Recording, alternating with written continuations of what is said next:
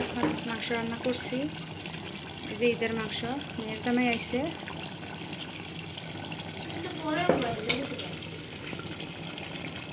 করতেছি আহারটা করে। হঠাৎ করে জামাই এসে পড়ছে, জানাই আসে নাই। তো এখানে গরুর মজক, এখানে ডিম বোনা করছি।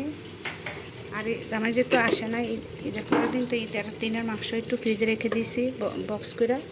তো এখন আবার নতুন করে আবার মাংস রান্তাছি। এখানে আছে গরুর নিহারি, তারপর এখানে কলেজা বোনা করে নিছি। তো এখন রাত্রে হঠাৎ করে আমার মেয়ের জামাই আইছে, শর্টকাট রান্না করে নিতেছি। এখন রান্না আয়োজন করতেছি, বাধ্য অবশ্যই থাকবে। আর অরিজিনাল গ্যাস ছিল এখানে, গ্যাস সারা পারিবারিক কারণে ভাইয়ের দণ্ড লাগে কেটে দিছে। এখন আমি সিলিন্ডার গ্যাসে রান্না করতেছি। তো এই আর কি আজকে আয়োজন। গরুর মাংস সব কিছু আছে।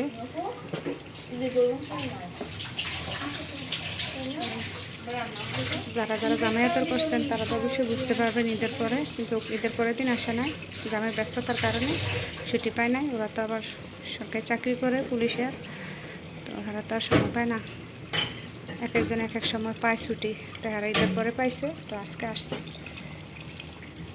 হুট করে আসছে, জানাই আসে নাই। তো হুট করে রান্না করতেছি, কী করবো। আল্লাহ হাফেজ।